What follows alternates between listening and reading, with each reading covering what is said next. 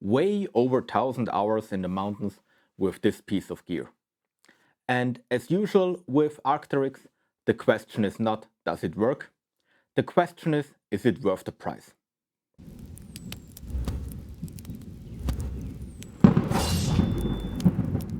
Hey guys, welcome to the High Ground.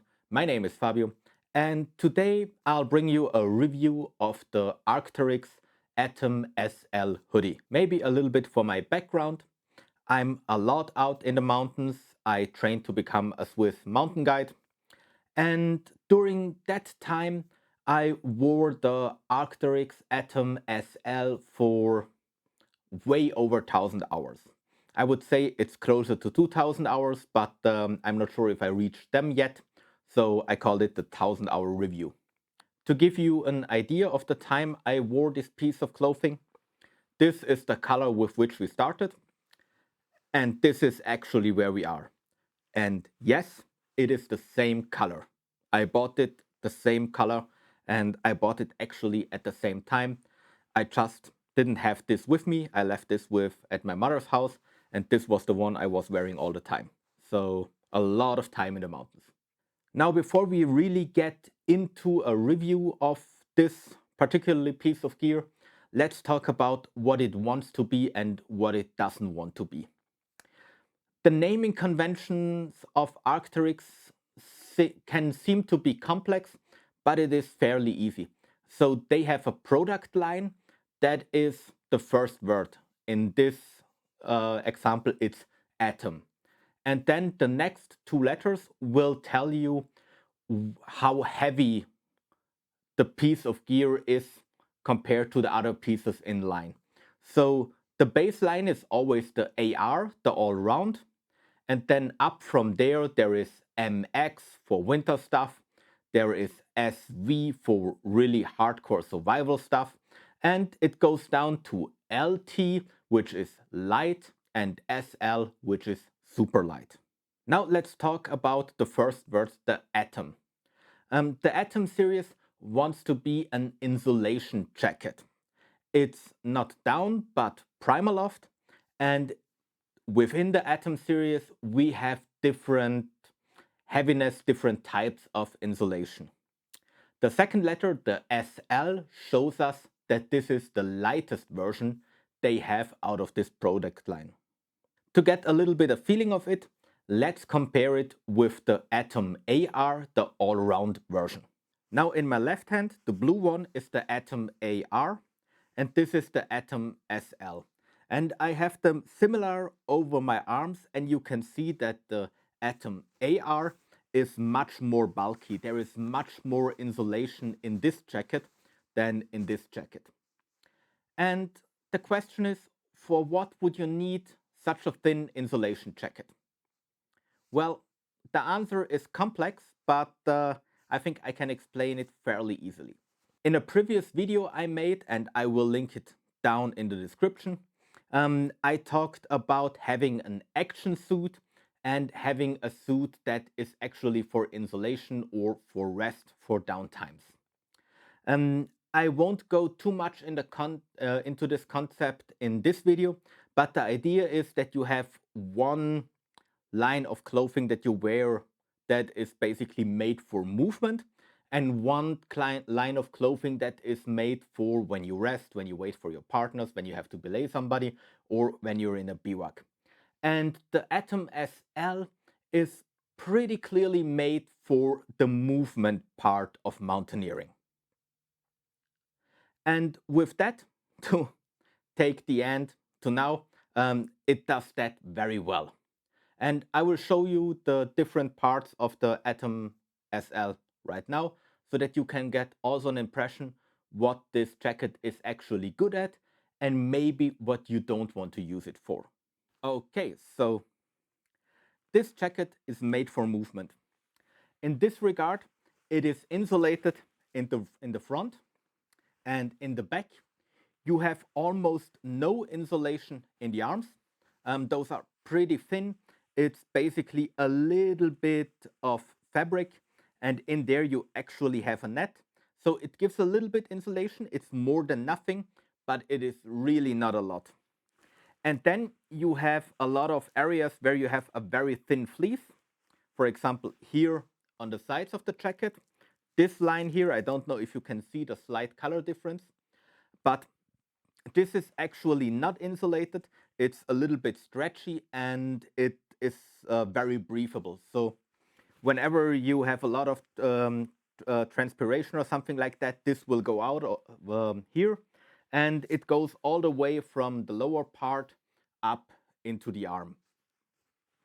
And maybe that's the first question I can answer, because if you look at the Arcteryx homepage, those arms always look pretty puffy. They are not. They're really thin. It's merely a layer of fabric. The chest and the back are a little bit more insulated. Um, and I would say it comes up to a thin vest. I don't have any other insulation jacket that is that thinly insulated. Um, Maybe it's a very, very light fleece. But since it is Primaloft, it actually has a good performance when it comes to keeping the warmth within the body. Um, the hood is not insulated at all. It's really one layer of fabric as well, even thinner than the arms. And from my experience, the only thing that it helped me a little bit was with wind. But other than that, it's not really good for a lot. It keeps water out for a bit, but also not a lot. So it's really a very thin hood.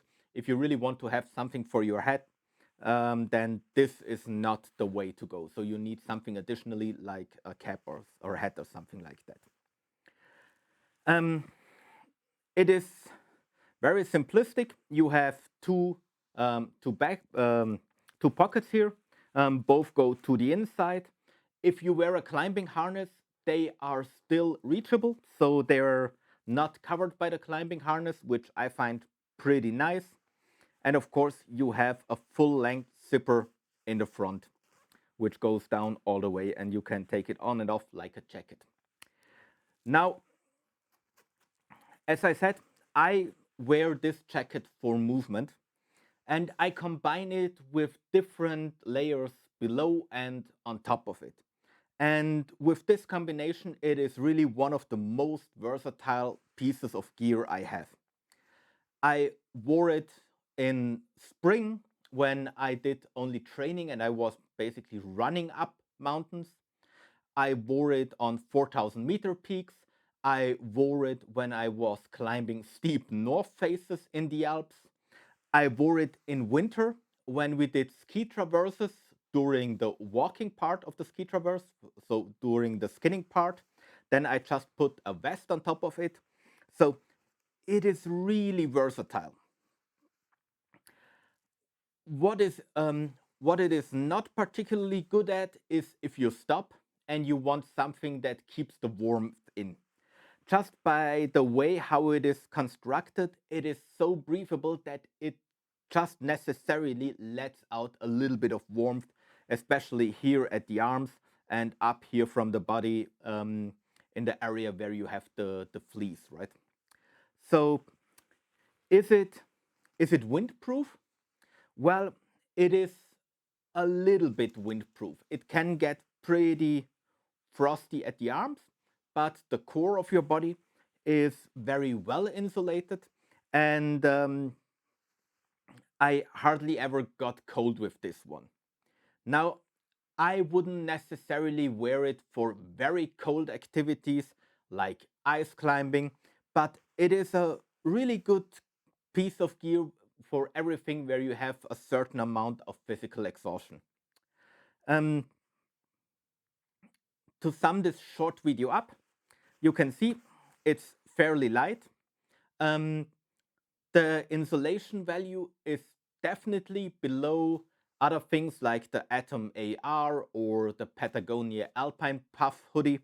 But it is my favorite piece of gear when it comes to insulation for the upper body while moving, and I can really recommend this jacket. Um, the fabric is pretty durable. I have no holes in it, and I wore it for climbing. I wore that stuff and had ice axes over my shoulder. There was a lot of rope around here when I was guiding. So it is very durable, and also the insulation actually doesn't get much worse um, during the time. So it's not like it doesn't get worse than this is on insulation. It's actually a fairly good insulation for the thickness. Um, but the insulation value is almost not diminishing over the time while you're wearing. Other jackets, for example, again, the Alpine Puff hoodie from Patagonia, there I felt that the insulation value really went down over the time when I was wearing it. I don't have that with this jacket. It's as good as new. Besides, of course, the color, it got a little bit lighter from all the sun it got. Okay, so there is not much more to this jacket. As said, it's really useful. I like it a lot. Is it worth the money? Yes, it is. I bought two of them, and that's for a reason. I would always buy them again. And yeah, I hope that was maybe a little bit helpful for your decision if you want to buy something like that. As said, check out the video I made about layering. There I go much more into detail about how you can actually structure your clothing and your gear so that you have the most efficient way to have all situations covered. Thank you very much for your time watching this video. If you liked it, give us a thumbs up. Follow the channel, do that. And yeah, I'll see you next time.